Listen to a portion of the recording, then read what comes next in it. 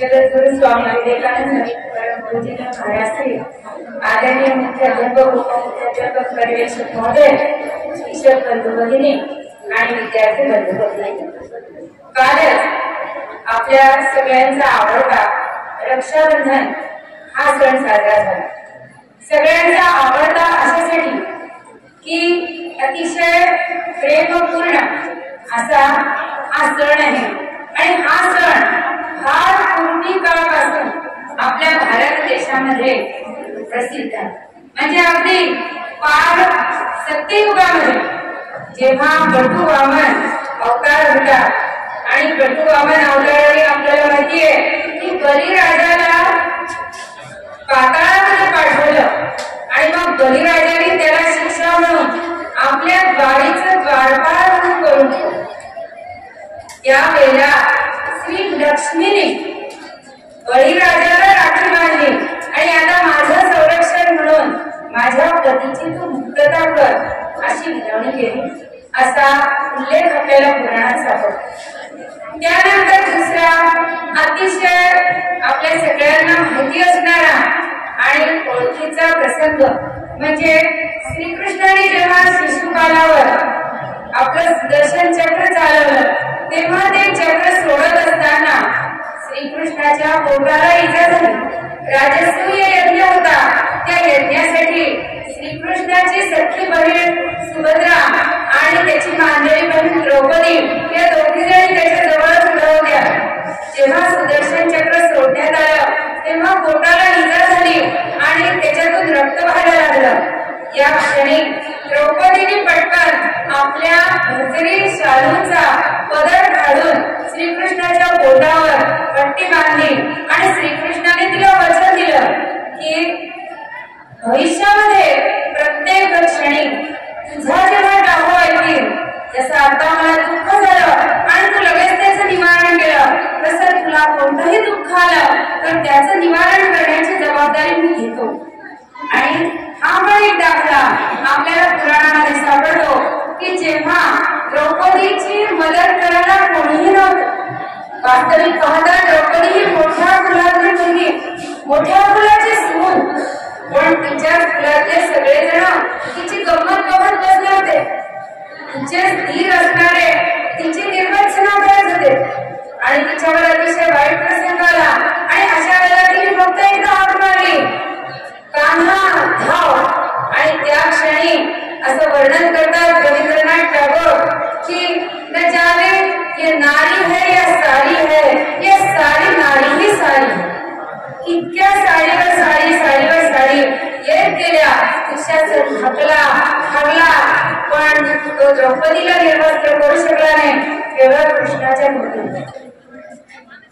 अशाच प्रकारे आणखीन पुढे आल्यानंतर राणी कर्मावती जी राजपूत खानदानाची राजकन्या, राजपूत खानदानाची सून, की जिचं नखही सूर्याला दिसणार नाही इतकी ती राहणारी राणी, पण दैवयोग असा की तिचा पती मरण पावला आणि ती संधी साधून बहादूर शहा जो गुजरातचा राजा होता त्याने तिच्यावर आक्रमण केलं।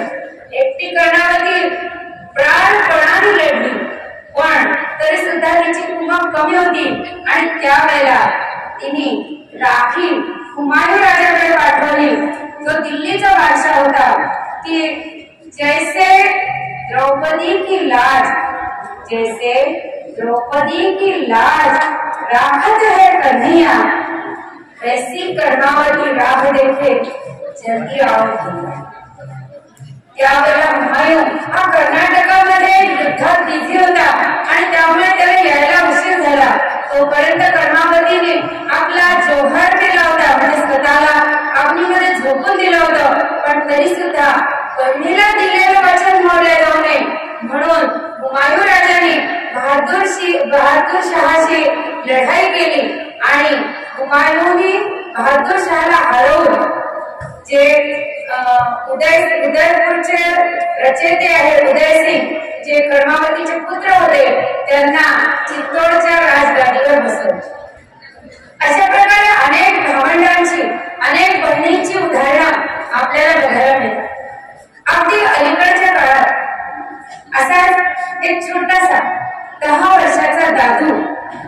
त्याची एक 6 वर्षाची बहीण छोटी छोटी नुकतीच शाळेत जायला लागली होती. 6 वर्षाची होती, पहिलीच जायला लागली होती.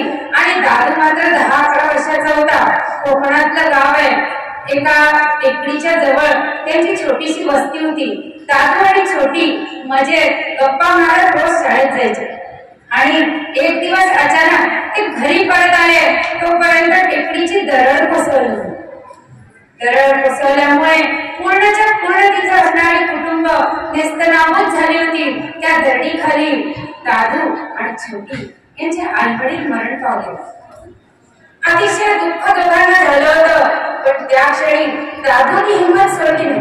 तो म्हणाला, छोटी काळजी करू नको, मी आहे ना, तू कशाचीही काळजी करू नको, आपण दोघं छान राहू, प्रेमाने राहू, आई बाबा गेले तर काय झालं.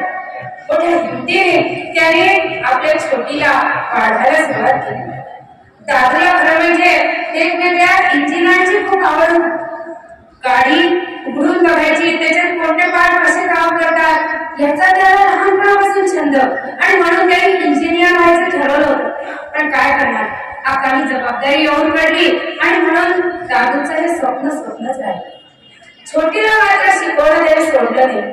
स्वतःचं शिक्षण सोडलं, छोटी मोठी कामं झाली आणि छोटीचं शिक्षण चालू ठेवलं. होता होता मोठे झाले, छोटीचं लग्नाचं वय झालं, छोटीचं धूमधडाक्यात लग्न केलं. दादू एका कंपनीमध्ये मेकॅनिकच्या कामावर होता. साधारणचा पगार होता, व्यवस्थित चाललं होतं. पण अचानक कारखान्याने नोकर कपात करण्याचं ठरवलं आणि त्यामध्येच दादूची नोकरी गेली. इकडे छोटी मात्र डॉक्टर झाली होती. तोपर्यंत मोठ्या दवाखान्यामध्ये तिला छान नोकरी मिळाली होती. तिचा नवराही उत्तम असा तज्ञ डॉक्टर होता. दोघांचं खूप आनंदात चाललं होतं. मोठा बंगला होता आणि त्या मानाने दादूची नुकतीच नोकरी सुरू झाली. कसं कसं जे घरामध्ये उर्वरित होतं त्याच्यावर तो आणि त्याची बायको, असणारी 2 लहान मुलं कशी तरी गुजराण करत होते. छोटीपर्यंत वार्ता जास्त जाऊ द्यायची नाही अशी काळजी दादू नेहमी घेत असते. इकडे घराची पडझडी झाली होती, पण घराची दुरुस्ती करण्याचे पैसे दादूजवळ नव्हते. गरीब परिस्थिती होती. खरं म्हणजे दादू कुशल होता, त्याला खूप छान मेकॅनिकचं काम येत होतं, पण गॅरेज उघडण्याचे पैसेही त्याच्याजवळ नव्हते. छोटी मोठी पुन्हा लहानपणापासून सवय होती, त्यामुळे छोटी मोठी कामं करून दादू गुजराण करत होता. रक्षाबंधन काही दिवसांवर येऊन थांबलं होतं. महिनाभर बाकी असेल तर एक दिवस ताईच्या घरून 2 माणसं आली, गडी माणसं. हातामध्ये चिठ्ठी होती. चिठ्ठीमध्ये छोटीने लिहिलं होतं की दादा, मी रक्षाबंधनाला येणार आहे, माझ्या घरचे सगळे येणार आहे आणि त्यामुळे त्यांची व्यवस्था नीट झाली पाहिजे. त्याच्यासाठी आपलं घर कसं नीट नेटकं सुसज्जित पाहिजे आणि म्हणून हे 2 गडी मी पाठवलेले आहे, यांच्याकडून साफसफाई करून घे. साफसफाई करून घेत असताना त्या गड्यांनी त्या छोटीला सांगितलं की अहो, नुसती साफसफाई करून काही उपयोग नाही, इथे बरीच डागडुजी बांधकामही करावं लागणार. छोटीने लगेच डागडुजी बांधकाम करणारे लोक इंजिनियर पाठवले आणि दादूचं जे छोटंसं घर होतं त्याचं रूपांतर बंगल्यामध्ये झालं. त्यानंतर तिने सांगितलं, पुन्हा 2-3 माणसं आली ज्यांच्या हातामध्ये एक पाकिट होतं. त्या पाकिटामध्ये चिठ्ठी होती की दादू, मी माझ्या घरच्या सगळ्या लोकांना घेऊन येणार आणि त्यांना सांगितलंय की माझा दादू ना मोठा मेकॅनिक आहे, त्यामुळे तू आता ताबडतोब या गावामध्ये जिथे कुठे तुला जागा मिळेल ती जागा घे. या पाकिटात मी पैसे पाठवले, तरी तू मशीनरी आण आणि छोटे खाली का होईना गॅरेज सुरू.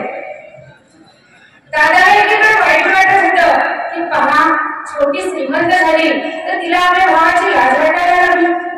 आपल्या घरच्या लोकांना दाखवण्यासाठी तिने आपल्या छोट्याशा घराचा बंगला केला आणि आता आपल्याला गॅरेजसाठी पैसे पाठवून एक छोटे खाली गॅरेज तयार कर असेही ती सांगते.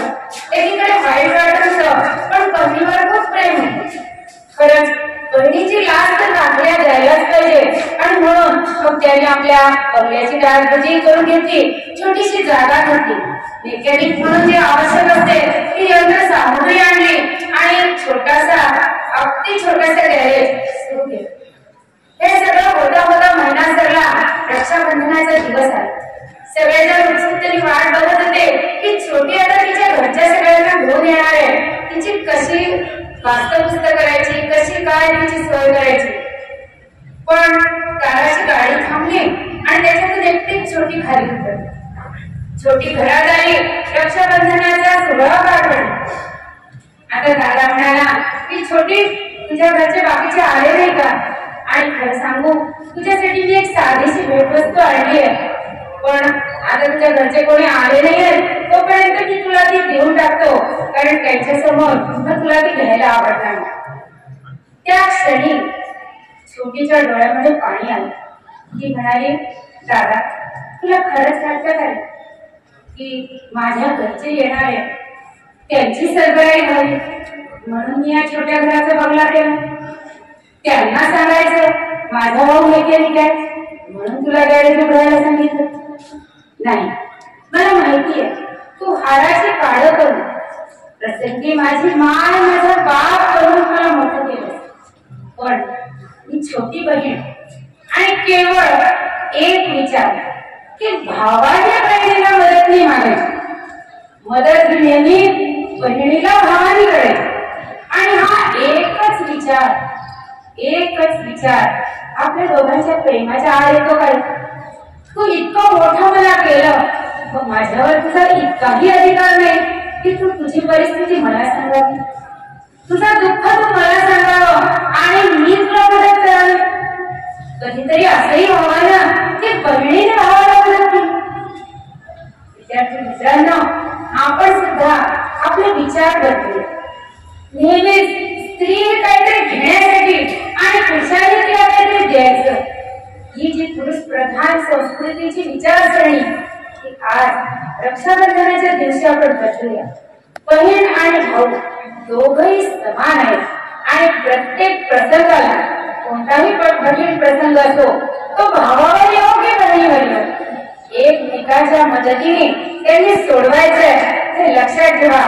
बहिणी सुद्धा कमजोर नाही, त्यांनी केवळ भावांकडून मदतीची अपेक्षा करायची नाही, तर कधीतरी भावांनाही मदत करेल तेव्हा त्यांनाही मदत करायची.